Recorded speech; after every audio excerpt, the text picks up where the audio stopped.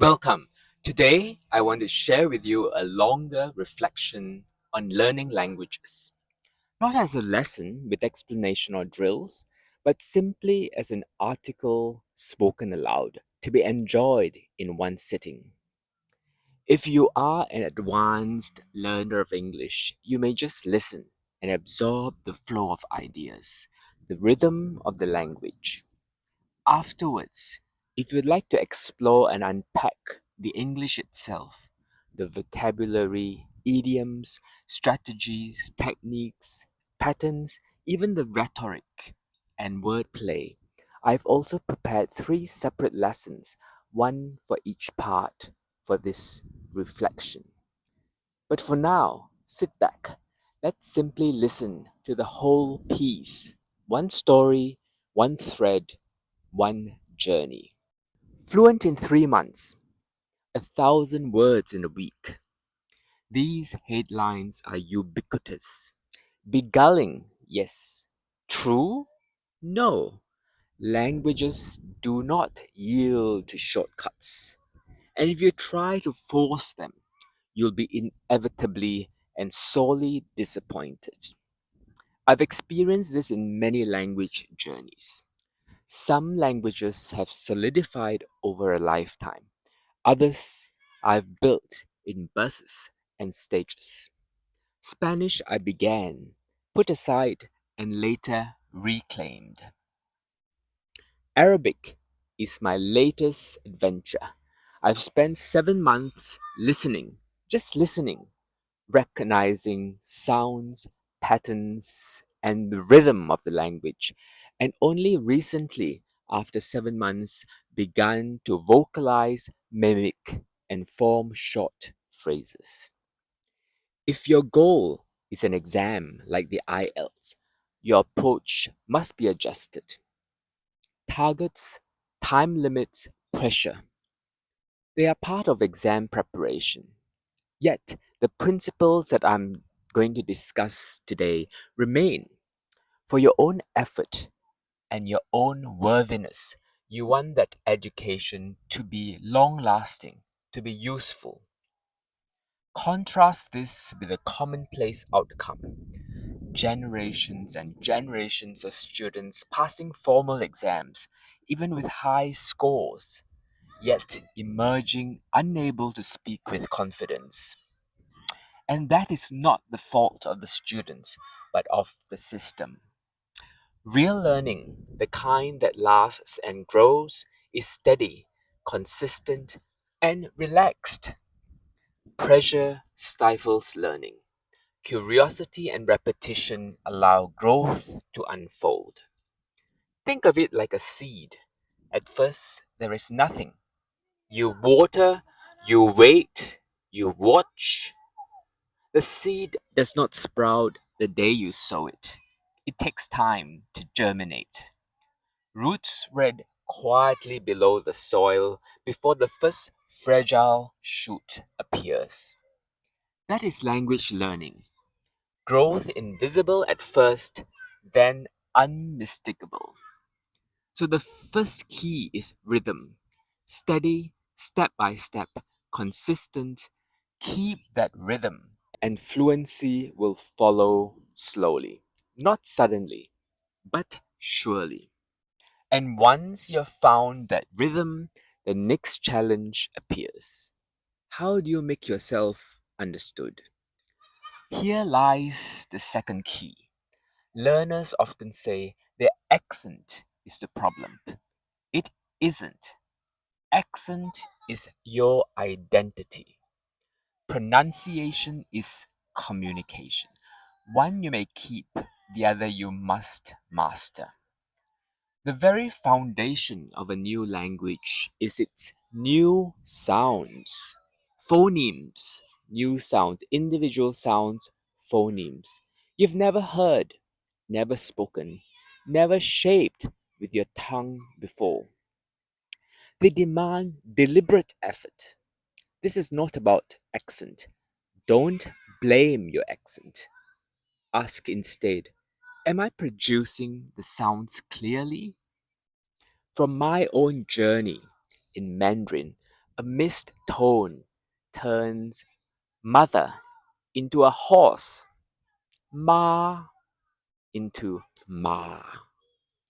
In Spanish, meaning can hinge on the R sound, pero, but a single R sound versus perro, perro. Dog, a trill. Miss the trill and you change the word. In English, vowels are a maze, and A can sound different in different words. You got cat, car, cake, care. Same letter, but different sounds. And even in Chinese pinyin, CA is nothing like English C. It is an aspirated T, ta, ta, not ka. Every language brings sounds that must be learned afresh. I'll be honest, I get frustrated, even exasperated, when I hear English spoken in a way that isn't understandable. Not because of accent, but because the sounds are unclear. So start right. Otherwise, bad habits calcify and they're hard to unlearn. The key to correct language learning is good pronunciation. And the key to pronunciation is listening. Careful listening. Listening tunes the ear. Shadowing and mimicking then train the mouth. At the start, this means articulating deliberately, enunciating fully, even slowly. Speed comes later. It always does. Pronunciation is not only sound, it is rhythm and flow. Every language has its rhythm. Some fast, some clipped, some smooth and rolling, others staccato, even percussive. To speak well is to join the music of the language. And once you see pronunciation as patterns of sound, rhythm, and flow, you begin to glimpse the deeper truth of all languages. They are not rules at all, but patterns. That brings us to the third key, patterns. You can hear the sounds now. The new sounds, one by one, each on its own merit, not just a wash of noise. You are training your vocal muscles to create, to form, to round the sounds and pronounce them clearly. Now comes the third key, grammar, the dreaded word, the drills, the tables, the rules. It might even surprise you and may even relieve you to know that languages aren't really rules at all. Grammar is often presented as rules, but really it's patterns. If we call them patterns instead, it feels more accurate, less daunting, less anxiety provoking, and less emotionally loaded. Take English tenses. You can sing them as a pattern. I eat breakfast every day.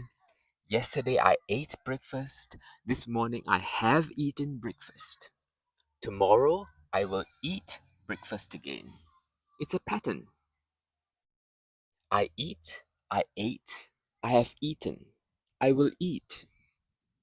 Then you can move to the negatives. I don't eat lunch every day. Yesterday I didn't eat lunch. This afternoon I haven't eaten lunch. But tomorrow I will eat lunch. Again, a pattern. When a child starts to speak, they don't begin with a grammar book. They hear, they copy, they test out patterns.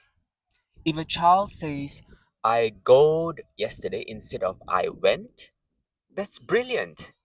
They're applying the pattern they know. I played yesterday. I walk, I walked yesterday. So they're just saying, I go, I goed yesterday. Or if they say, I eated breakfast. That shows a pattern of added ed for past tense. It's already there. You can see the pattern. Yes, it's wrong, but it's also proof the pattern is in place. Soon enough, you will learn, they will learn the exceptions. This is the same for me in Arabic, my eighth language. I don't want to learn the writing yet. I know the key, so I start Arabic with only listening. I listen to the individual sounds, the phrases, the rhythm, and the flow until I can distinguish the sounds individually and begin also to hear the patterns of the language. Another feature of language is chunks, fixed phrases that don't translate literally. So in Bahasa, you can say terima kasih. If you translate that literally to English, it means receive love. Terima, receive. Kasih, love. But terima kasih simply means thank you. And in Chinese, 加油,加油 is add oil. But it doesn't mean add oil. It means keep going. Keep going. And ma ma hu hu, ma ma hu hu, ma is horse and hu is tiger. But it doesn't mean horse, horse, tiger, tiger. Ma ma hu hu means so so. And in German, ich verstehe nur Bahnhof. What does that mean if you translate that literally? Ich verstehe nur Bahnhof. That means I only understand train station. But ich verstehe nur Bahnhof means I don't understand anything. And the other phrase in German, es regnet Bindfäden. Es regnet Bindfäden. It's raining strings. No, it's not. It means it's pouring. The same as in English, it's raining cats and dogs. And in Spanish, there's another phrase, meta la pata. It means to put the paw in, but really it means to mess up. And in Arabic, ala rasi, it's on my head. Ala on rasi, my head. But actually it means with pleasure. It's on my head. I'll gladly do it with pleasure. Ala rasi, on my head. Patterns are learned through repetition. The way you learn lyrics to your new favorite song. When children chant nursery rhymes, or when Chinese students recite short classical poems, they are absorbing patterns of rhythm, stress, and structure.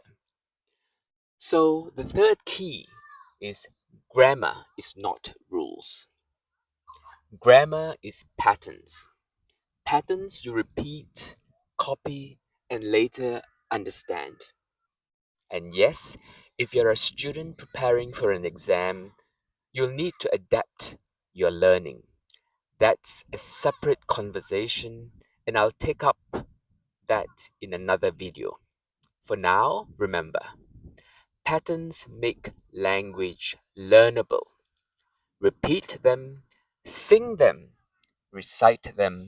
They will become yours as surely as a song you can't forget. Well, and that is the full reflection. Read in one swoop.